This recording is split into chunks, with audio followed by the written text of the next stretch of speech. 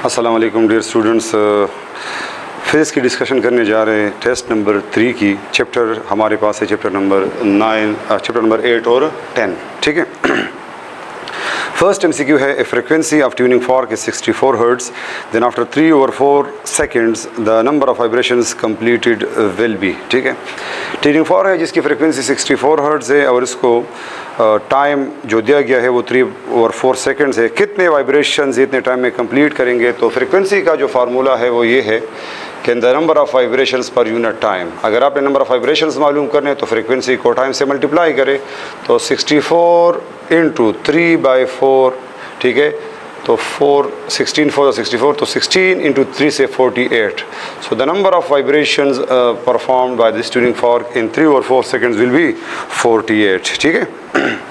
124 है, fundamental frequency of close organ pipe is 50 hertz, frequency of the third overtone is, अच्छा, frequency of the fundamental frequency of close organ pipe की जो होती है वो हम लिखते हैं V/4L, जो कि यहाँ पे गिवन है 50 हर्ट्ज। आपसे पूछ रहे कि थर्ड ओवरटोन से मुराद फोर्थ हार्मोनिक है। और क्लोज ऑर्गन पाइप में 4 हार्मोनिक ऑड मल्टीपल 5 × F1 होता है, ठीक है। तो 5 × 50 से क्या हो जाएगा? ये हो जाएगा 250 हर्ट्ज। तो थर्ड ओवरटोन के लिए फ्रिक्वेंसी क्या होगी? 250 हर्ट्ज। ऑप्शन नंबर सी इसमें करेक्ट है। 125 है, which of the following is possible higher frequency of close organ pipe having fundamental frequency of 100 hertz. अगर एक ट्यूनिंग फॉर्क है कि जिसकी फंडामेंटल फ्रिक्वेंसी आपके पास जो है वो कितनी गिवन है? 100 हर्ट्ज गिवन है। तो हायर फ्रिक्वेंसी से क्या होगी? आपको पता है कि क्लोज ऑर्गन पाइप में जो हायर फ्रिक्वेंसी है वो ऑड इंटीग्रल मल्टीपल है। इफ़ 2 3 F1 है, इफ़ 3 5 F1 होगा, ठीक है। तो अगर 3 F1 है तो ये 300 हो जाएगा, 5 है तो ये 5 हर्ट्ज हो जाएगा, 500 हर्ट्ज हो जाएगा। गिवन ऑप्शन में से 300 गिवन है। ये जो आपके पास फ्रिक्वेंसी आई है ये क्लोज ऑर्गन पाइप की हाई फ्रिक्वेंसी हो सकती है पॉसिबल, तो ऑप्शन नंबर डी इसमें करेक्ट है। 126 है, the ratio of first overtone of close organ pipe to open organ pipe is. Overtone की फर्स्ट ओवरटोन दोनों का डिस्कस हुआ है। फर्स्ट ओवरटोन आपके पास जो क्लोज के लिए होगा F2 वो होगा 3 F1, और ओपन के लिए क्लोज के लिए सेकेंड ओवरटोन, ठीक है। और ओपन के लिए जो सेकेंड होगा वो हम 2 F1 लिखते हैं। अगर आप क्लोज्ड और ओपन का रेशो लेते हैं तो 3 F1 डिवाइडेड बाई 2 F1, तो द रेशो विल बी 3/2। ये है आर्गन पाइप का रेशो, लेकिन फंडामेंटल नहीं बल्कि फर्स्ट ओवरटोन की यहाँ पे बात होगी। तो फर्स्ट ओवरटोन से मुराद F2 है आपके पास, ठीक है। तो इसमें जो करेक्ट ऑप्शन है ऑप्शन नंबर सी है। नेक्स्ट है 127, number of nodes are equal to the number of anti nodes for standing waves in. हमारे पास स्ट्रिंग के केस में जो लूप बनते हैं आप देखते हैं कि उसमें 2 नोड्स बनते हैं और एक आपके पास एंटी नोड बनता है 0 डिस्प्लेसमेंट और मैक्सिमम डिस्प्लेसमेंट पे, ठीक है। हमारे पास जो ओपन ऑर्गन पाइप है उसमें नंबर ऑफ एंटी नोड्स जो है वो नोड से ज़्यादा है। ये नोड्स और ओपोनेंट पे एंटी नोड्स बनते हैं, तो यहाँ पे नोड ज़्यादा होते हैं स्ट्रिंग के केस में एंटी नोड से।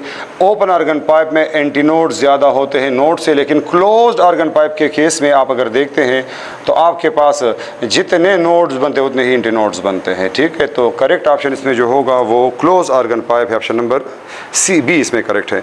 128 है, 128 speed of sound in vacuum speed जो है, स्पीड ऑफ साउंड ये मीडियम डिपेंडेंट है, तो ये वैक्यूम में ट्रेवल नहीं कर सकता, तो स्पीड वैक्यूम में क्या हम लेंगे? 0 लेंगे, ठीक है।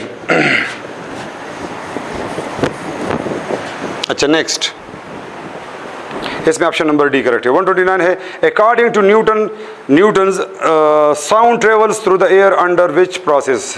जो स्पीड ऑफ साउंड की हमने कैलकुलेशन की थी तो उसमें न्यूटन की एजम्पशन ये थी कि साउंड वेव्स जब एयर से पास होती है तो एयर का टेम्परेचर चेंज नहीं होता, वो सेम रहता है। आइसोथर्मल प्रोसेस के थ्रू उन्होंने एजम्पशन ली थी जिसमें एरर आया था, तो आइसोथर्मल प्रोसेस उन्होंने लिया था, ऑप्शन सी इसमें करेक्ट है। 130 है, increase in velocity of the sound in air at 10 degree C is. हमें पता है कि 1 डिग्री सी के लिए जो चेंज आता है वो 0.61 मीटर पर सेकेंड है, तो 10 डिग्री सी के लिए चेंज क्या आएगा?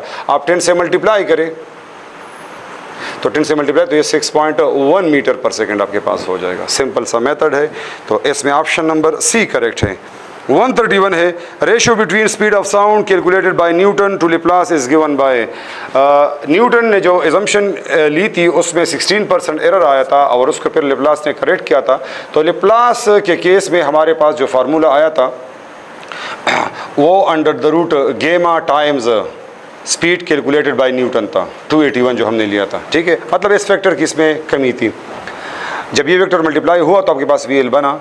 अब अगर आप इसमें VN अच्छा VL और VN का रेशियो आपके पास क्या बन जाएगा, ये बन जाएगा अंडर द रूट गेमा। लेकिन यहाँ पे उलट लिया गया है, कह रहे कि न्यूटन के स्पीड का आप लेप्लास के स्पीड अगर रेशियो लेंगे तो ये उलट जाएगा, 1 ओवर अंडर द रूट गेमा आ जाएगा। तो करेक्ट ऑप्शन इसमें ऑप्शन नंबर बी है, ठीक है। 132 है, the velocity of sound in air becomes double than its velocity at 0 degree at temperature.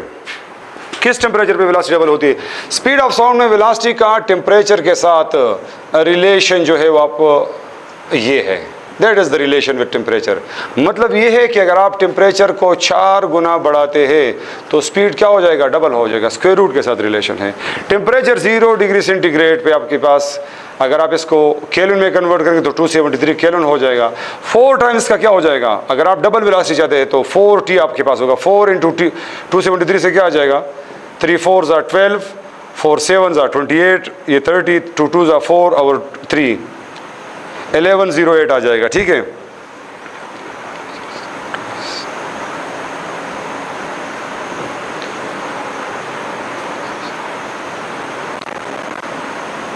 और 1092 आ जाएगा, ठीक है।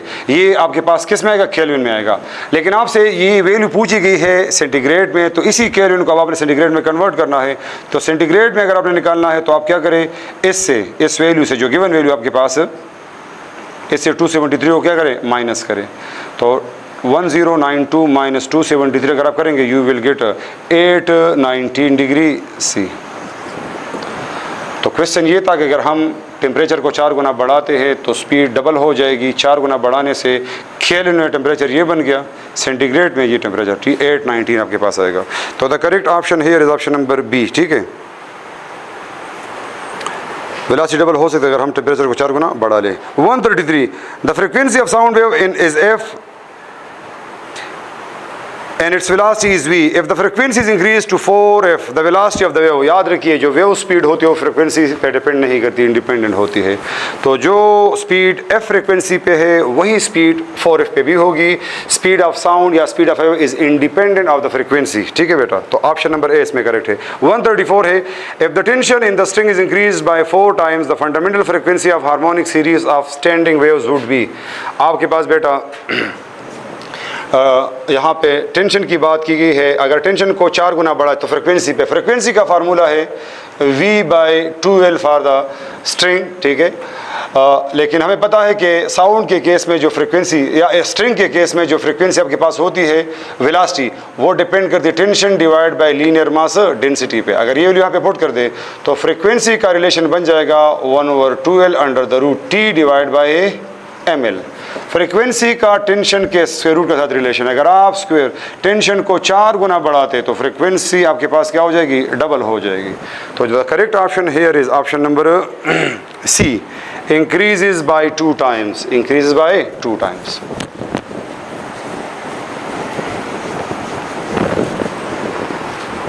नेक्स्ट है, a pipe has a length of 1 metre, determine the frequency of the fundamental and first 2 harmonics if the pipe is open at both ends.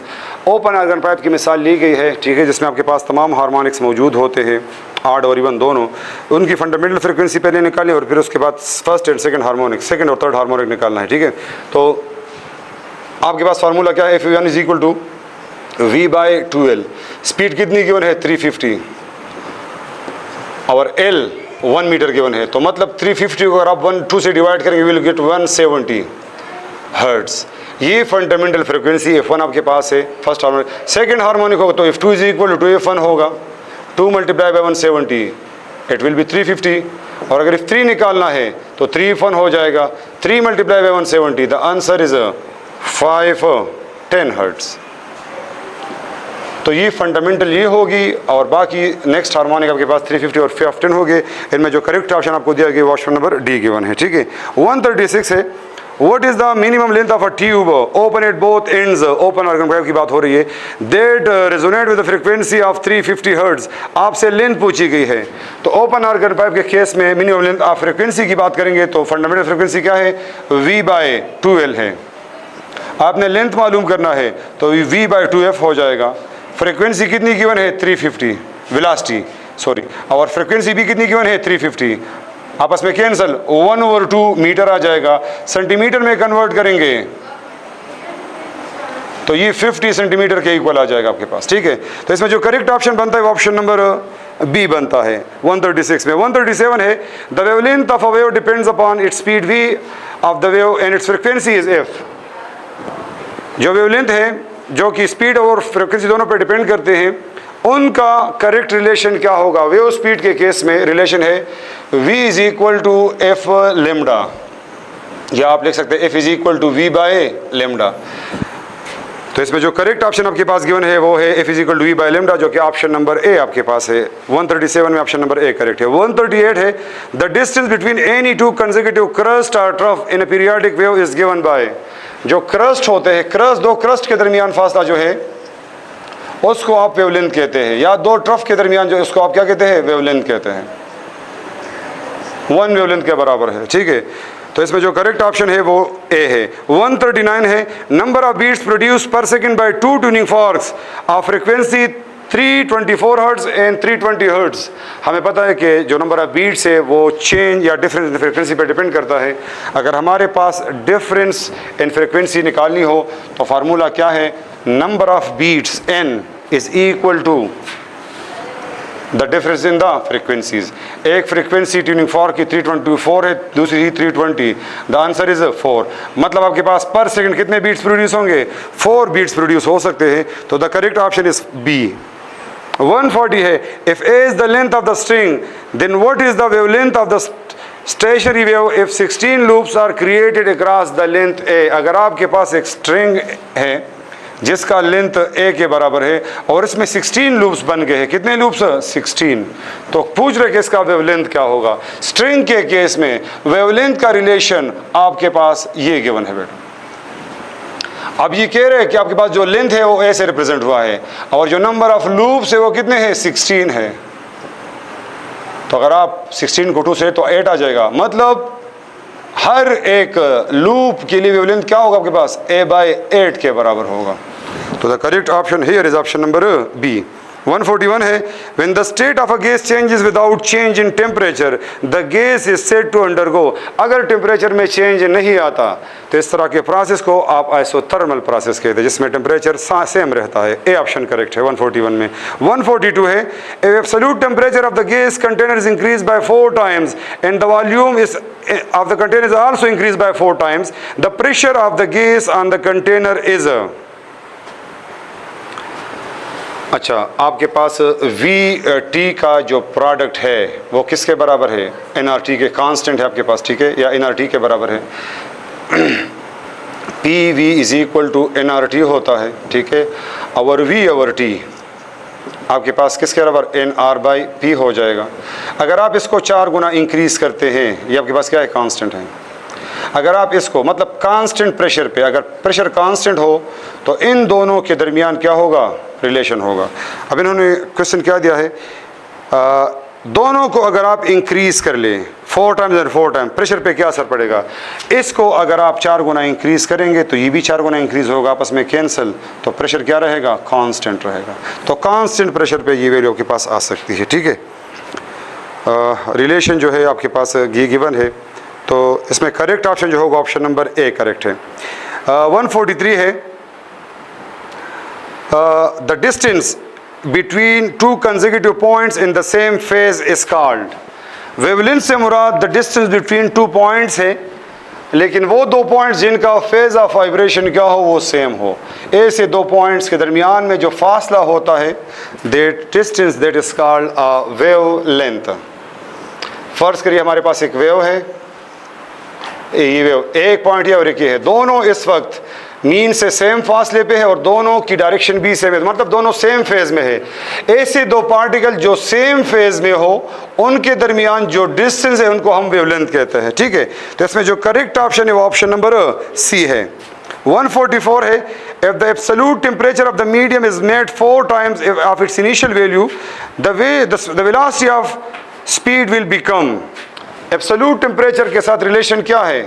Under the root T के साथ है, ठीक है। अगर आप 4 गुना टेम्परेचर बढ़ाते हैं तो स्क्वायर रूट के साथ रिलेशन में स्पीड क्या डबल हो जाएगी, तो आपके पास स्पीड क्या हो जाएगा? डबल हो जाएगा। इसमें करेक्ट ऑप्शन जो होगा ऑप्शन नंबर बी होगा।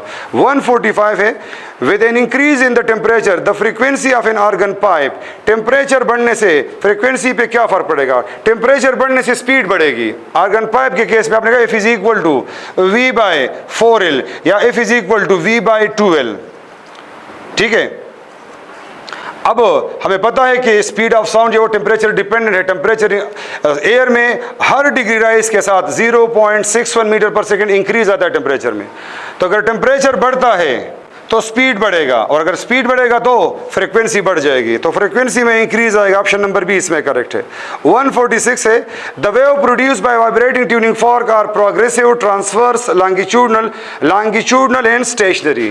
Correct option is D, longitudinal and stationary. 147 है, for the same length of open end close organ pipe the fundamental frequency of open organ pipe as compared to the fundamental frequency of the closed organ pipe will be। अगर आप दोनों के fundamental को आपस में compare करें, इनका ratio ले ले, तो आप लिख सकते हैं FO divide by FC। Fundamental of open आपके पास V/2L के बराबर है, फंडामेंटल ऑफ फॉर क्लोज आपके पास V/4L के बराबर है। आप V/2L को मल्टीप्लाई करेंगे 4L/V के साथ, V के साथ कैंसर L के साथ, तो 4/2 आ जाएगा, जिससे 2 आंसर आ जाएगा।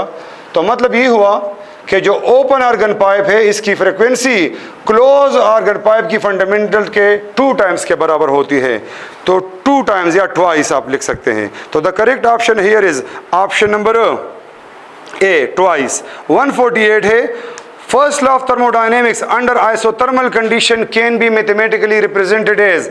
फर्स्ट लॉ में हम ये कहते हैं कि अगर आप एक सिस्टम को हीट सप्लाई करते हैं तो वो एक तो सिस्टम की इंटरनल एनर्जी को इंक्रीज करती है, दूसरा वर्डन होता है, उससे मैकेनिकल वर्डन हो जाता है। अब अगर आप कहते हैं कि आपके पास जो है वो सिस्टम आइसोथर्मल है, अगर टेम्परेचर कांस्टेंट है तो याद रखिए इंटरनल एनर्जी में चेंज हमेशा के लिए क्या होगा? 0 होगा, क्योंकि internal energy is the function of temperature. तो अगर टेम्परेचर कांस्टेंट है तो change in internal energy will be equal to 0। तो रिलेशन किसका आ जाएगा? Del Q is equal to del W हो जाएगा। Heat supplied will totally be used to do the mechanical work done। Option C इसमें correct है। 149 है, a straight line parallel to volume axis in PV diagram represents। अगर आपके पास PV diagram है, pressure volume diagram में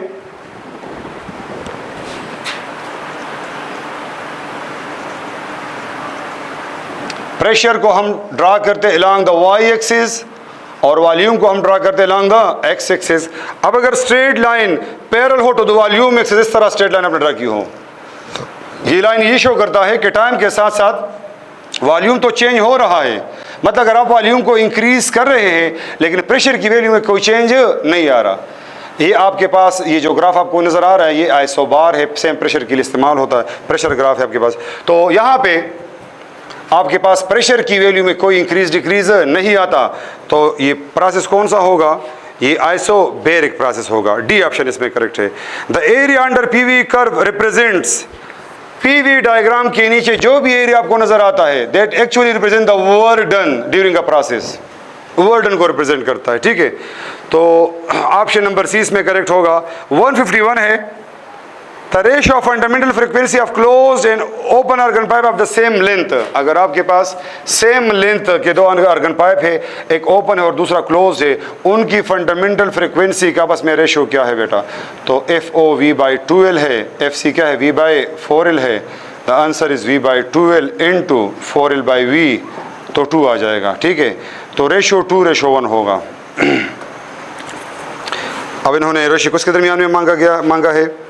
the ratio is between the closed end open. अगर आप closed और ओपन की बात करें तो आप FC और FO पर लिखेंगे तो ये 1/2 हो जाएगा। तो इसमें जो करेक्ट ऑप्शन है वो 1:2 है, ऑप्शन ए करेक्ट है। 152, 2 sound waves of wavelength 5 metre and 6 metre form 30 beats in 3 seconds. The velocity of the sound is. Beats per second आपके पास गिवन है, आपने वेलोसिटी मालूम करनी है, वेवलेंथ भी आपके पास गिवन है, तो फार्मूला पे इस्तेमाल करें।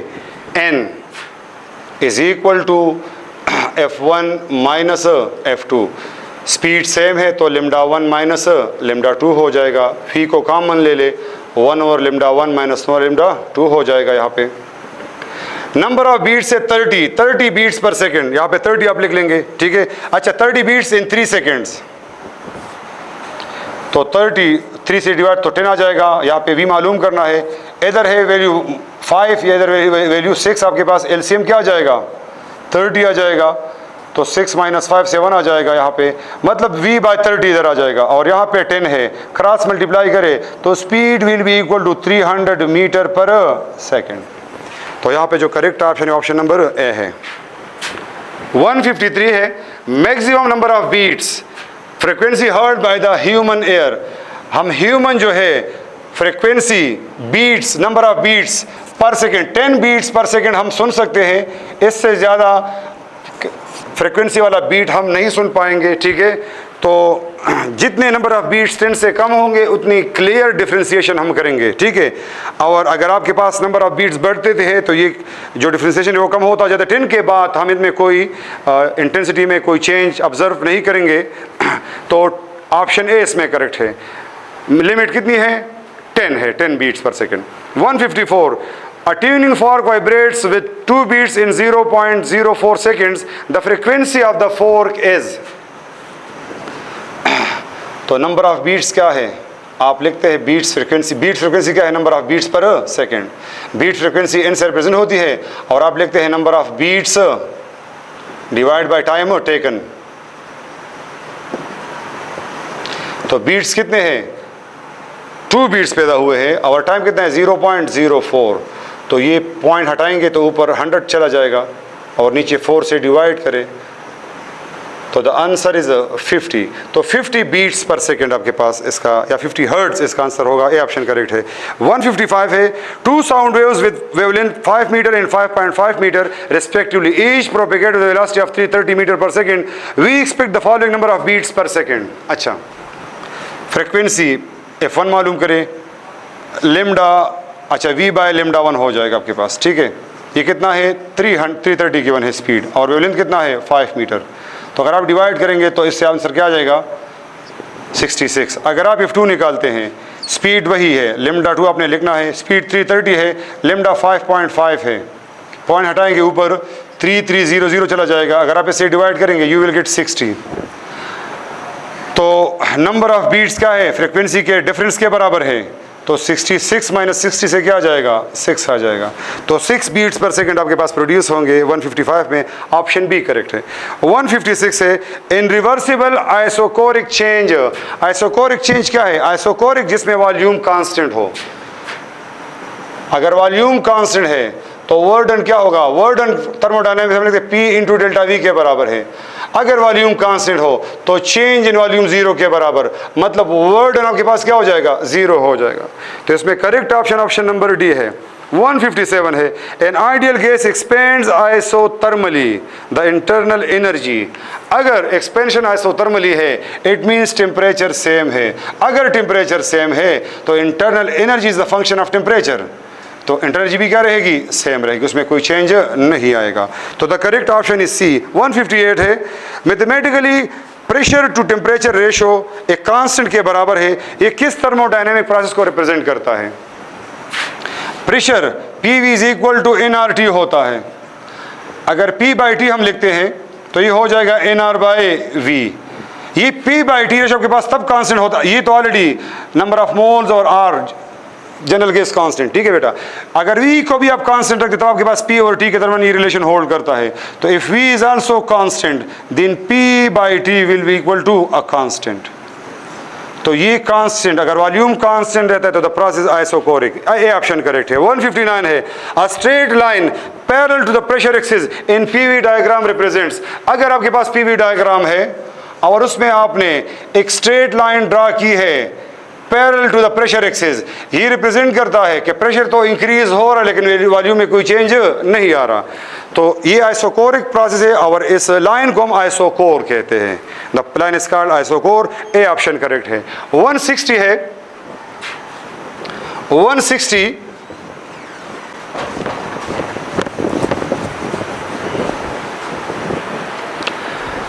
द प्रोडक्ट अच्छा, what is the change in internal energy of the system on giving 50 joule of heat to a system? The burden on the system is given by, अच्छा heat, first of thermodynamics del Q is equal to del U plus del W हम इस्तेमाल करते हैं।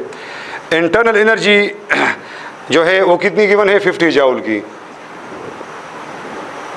अच्छा, ये मालूम करनी है हीट करने कितनी दी है? 50 जाउल की दी है, ये मालूम करनी है। वर्डन ऑन द सिस्टम को हम नेगेटिव लेते हैं बेटा, याद रखिए। तो अगर ये इधर शिफ्ट हो जाएगा तो 50 + 20 से क्या आ जाएगा? 70। क्या आ जाएगा? 70। तो the correct option is 70 joule, option C correct है। 161 increase in internal energy of the system is taken as positive, decrease negative लेते हैं, इंक्रीज हम पॉजिटिव लेते हैं, ए ऑप्शन करेक्ट है। 162 है the product of pressure and volume of a given mass of a gas represents constant remains constant during velocity. अच्छा, volume और pressure का प्रोडक्ट आपके पास तब कांस्टेंट रहता है अगर आपके पास प्रोसेस क्या हो? आइसोथर्मल हो। क्या हो? आइसोथर्मल हो, क्योंकि प्रेशर के इंक्रीज से वॉल्यूम क्या होगा? डिक्रीज होगा, तो टेम्परेचर क्या रहेगा? कांस्टेंट रहेगा। इनका रिलेशन इनवर्स है, एक इंक्रीज दूसरा decrease, the product will remain constant, that constant is called T, तो आइसोथर्मल प्रोसेस होगा। ठीक है। 163 है, इसमें ऑप्शन नंबर सी है। 163 which are the following is not a state variable या state function? Pressure, volume, internal energy, all these are state function, depends upon the initial and the final value of the state. और heat जो है बेटा वो state function नहीं, ये part dependent नहीं है, डी ऑप्शन करेक्ट है। 164 बॉइलिंग इज एन, अच्छा बॉइलिंग पॉइंट या मेल्टिंग पॉइंट वो पॉइंट है कि जिस पे फेज में चेंज आता है, टेम्परेचर में कोई चेंज नहीं आता। टेम्परेचर बॉइलिंग पे और मेल्टिंग पे सेम रहता है, तो प्रोसेस क्या कौन सा होगा? आइसोथर्मल होगा, ए ऑप्शन करेक्ट है। 165 है in PV diagram area under a straight line parallel to pressure axis represents. हमने पढ़ा है कि अगर आपके पास पीवी डायग्राम है तो एरिया अंडर द कर्व जो है वो वर्डन को रिप्रेजेंट करता है, क्योंकि यहाँ पे आपके पास ये line parallel to pressure axis के नीचे कोई एरिया आपके पास ऑक्युपाई नहीं होता, तो इस वजह से आपके पास वर्डन की वैल्यू क्या होगी? 0 होगी। और वैसे भी ये रिप्रेजेंट करता है आइसोकोरिक प्रोसेस, आइसोकोरिक में वॉल्यूम कांस्टेंट होता है और कांस्टेंट वॉल्यूम पे वर्डन की वैल्यू हमेशा के लिए क्या होती है? 0 होती है हमारे पास। ठीक है, तो ये करेक्ट ऑप्शन इसमें सीधा 166 है। The speed of sound in air at 1 ATM is 332 metre per second, its speed at 2 ATM will be. याद रखिए स्पीड ऑफ साउंड प्रेशर पर डिपेंड नहीं करता, प्रेशर चेंज करने से स्पीड ऑफ साउंड सेम रहता है, तो the correct option is 332 metre per second, option number A इसमें करेक्ट है। ठीक है। 167 है when the listener moves towards the stationary source then apparent and original frequency of sound are related as।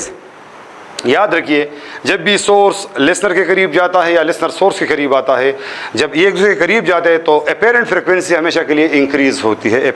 ठीक है, तो आपके पास जो करेक्ट ऑप्शन होगा एफ प्राइम से मुराद अपेरेंट है और एफ से मुराद ओरिजिनल है। जब भी सोर्स और लिसनर एक दूसरे के करीब जाएंगे तो फ्रिक्वेंसी में हमेशा के लिए इंक्रीज आएगा, और अगर दूर जाएंगे तो फ्रिक्वेंसी में डिक्रीज आएगा, तो F prime is greater than F. 168 the change in internal of the system is positive when the temperature of the system increases. जब टेम्परेचर इंक्रीज होगा तो इंटरनर्जी भी इंक्रीज होगी, तो फाइनल वैल्यू इनिशियल के मुकाबले में ज़्यादा होगी, तो इंटरनर्जी क्या रहेगी? पॉजिटिव रहेगी। तो इंटरनल एनर्जी में चेंज पॉजिटिव रहता है अगर टेम्परेचर में क्या आ जाए? इंक्रीज आ जाए। ठीक है, क्योंकि ये उसका फंक्शन है, ऑप्शन ए करेक्ट है। 169 है at constant volume the graph between P and T is. Pressure और टेम्परेचर डायरेक्ट रिलेशन है बेटा, तो कांस्टेंट वॉल्यूम पे दोनों के दरमियान जो रिलेशन होगा वो स्ट्रेट लाइन होगा। टेम्परेचर के इंक्रीज से प्रेशर में इंक्रीज आएगा, so you will get a straight line, option C correct है। 170 है first law of thermodynamics concerns conservation of energy. हम कहते हैं कि फर्स्ट लॉ में heat energy other form of energy में कन्वर्ट होती है मैकेनिकल में, ठीक है, या अदर टाइप्स में, लेकिन जो टोटल एनर्जी होती है वो हमेशा के लिए क्या रहेगी, कंजर्व रहेगी। And that is the statement of law of conservation of energy. तो इसमें जो करेक्ट ऑप्शन है वो ऑप्शन नंबर डी है। 171 है, अगर एक सिस्टम को 110 जाउल हीट ऐड हो जाए और उसकी इंटरनल इंक्रीज हो जाएगा 40 joule, what will be the amount of work done? Heat supplied is used to increase the internal energy plus the work done. 110 joule heat supply हुआ है और इंक्रीज कितना आया है, 40 जाउल आया है। तो वर्क डन मालूम करें, आप इसको इधर शिफ्ट करें। So 110 minus 40, the answer will be 70 joule आपके पास। तो correct option is option number B. 172 है, the wavelength of the pendulum, the wavelength of the fundamental mode of vibration of a closed organ pipe is, wavelength क्या होगी? Close organ pipe की fundamental frequency हम लिखते हैं V is equal to V by F is equal to V by 4L। आपने wavelength निकालना है, fundamental frequency हम लिख सकते हैं यहाँ पे हाँ, फ्रीक्वेंसी को हम लिख सकते हैं V बाय लेमडा और ये V बाय 4L है। V के साथ V कैंसल, अगर हम क्रॉस मल्टीप्लाई करें सो लेमडा किसके बराबर होगा, 4L। तो फंडामेंटल फ्रीक्वेंसी आपके पास V बाय 4L के बराबर है और उसके लिए वेवलेंथ किसके बराबर होगा, 4L के बराबर होगा। तो 4 टाइम्स ऑफ द लेंथ के बराबर होगा। ऑप्शन डी इसमें करेक्ट है। 173 है, in standing waves if lambda is equal to L by 2 in case of string then the number of loops. कह रहे कि अगर आपके पास ये स्ट्रिंग है, इसकी लेंथ क्या है, L है, तो अगर आपके पास लेमडा L बाई 2 के बराबर हो तो इस स्ट्रिंग के अलांग कितने लूप्स बनेंगे? आपको पता है लेमडा n किसके बराबर है, 2L बाई n के बराबर है। तो नंबर ऑफ लूप्स अगर आपने निकालने हैं, अच्छा लेमडा आपके पास क्या गिवन है, L बाई 2 गिवन है, ये L स्मॉल L है, ठीक है, 2L बाई n। L आपस में कैंसल, क्रॉस मल्टीप्लिकेशन से n किसके बराबर आ जाएगा, 4 के बराबर। तो अगर आप L ओवर 2 पार्ट से इस स्ट्रिंग को प्लग करेंगे, आपके पास स्ट्रिंग के अलांग 4 लूप्स बन जाएंगे। तो the correct option option number D. 174 है, अ train while whistling moves with the speed thrice the speed of sound wave from a stationary listener then the frequency of sound wave heard by the listener. apparent frequency इस case में हम लिखेंगे V divide by V plus B और आपके पास ये F है बेटा। अब यहाँ पे B की वैल्यू जो है वो स्पीड ऑफ साउंड से 3 टाइम्स ज़्यादा ली गई है, तो आपके पास अगर ये वैल्यू पुट की जाए इस इक्वेशन में तो V divide by V by 3V मतलब V बाई 4V, V से कैंसल F बाई 4। तो चूंकि यहाँ पे ये ट्रेन जो है ये लिसनर से दूर जा रहा है, तो लिसनर से दूर जाते हुए फ्रीक्वेंसी में हमेशा के लिए डिक्रीज आएगा। और कितनी डिक्रीज हो जाएगी स्पीड पे, 1/4 टाइम डिक्रीज हो जाएगी। Correct option is D. 175 है, 2 waves of the same frequency travelling in the same medium but in opposite direction.